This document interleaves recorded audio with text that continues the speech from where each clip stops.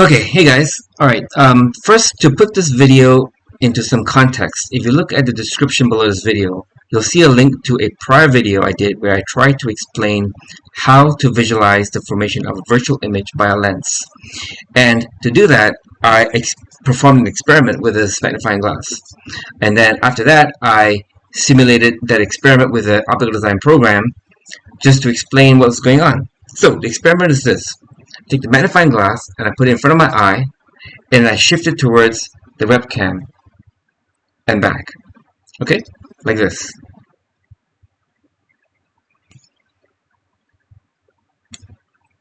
Okay, so and the point is that what the webcam is looking at is a virtual image of my eye created by the magnifying glass. But the magnification as seen by the webcam lens is different from the magnification of that virtual image. And in this video, I'm going to explain why.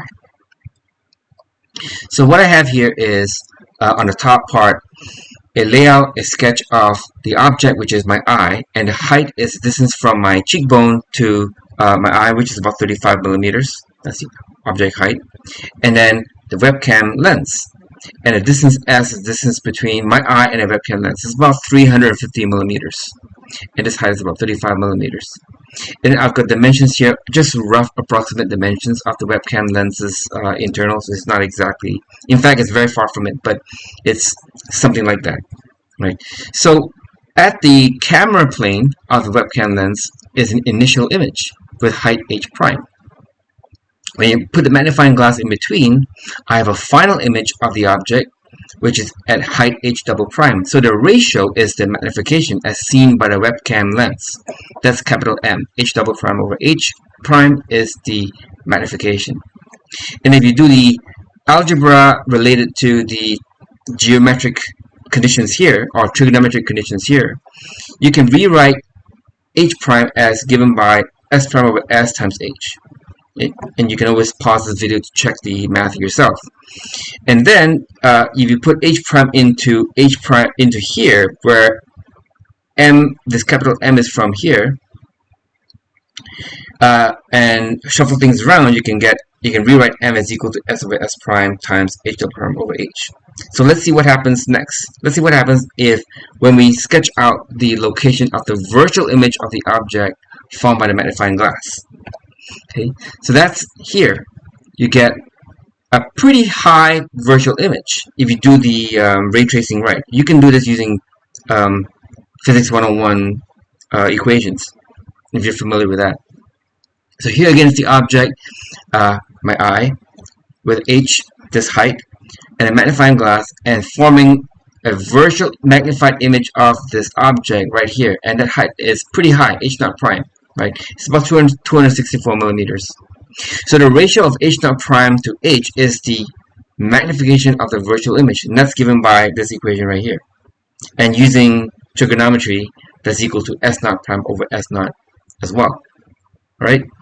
Okay, so then the next thing is to notice that h double prime over s prime is a triangle is equal to h naught prime over this long distance over here.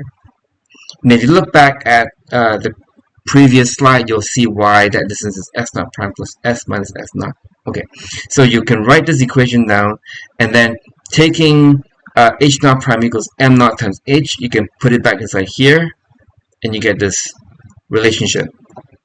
And then noticing again from the previous slide, capital M is equal to this relationship here, and then if you just put h double prime back inside here, you solve this equation for h double prime, which is equal to s prime times the top here. You put that inside here, you get this relationship, and you notice that h and h cancels, s prime and s prime cancels, and then because of that cancellation, you can rewrite this relationship as this. And then you divide the numerator by the denominator by s, right? This divided by s, like this divided by s, and you get this relationship right here. And then you notice that from the top equation 3 again, m naught is equal to s naught prime over s naught. So therefore, s naught prime is equal to m naught times s naught. So you put that relationship back inside here, and then you get this relationship. And then you just shuffle things around again. You can write it as think I'm blocking things here. Okay, so you can write as here. This is the final equation. So you can already see that this, which equals this, is different, right?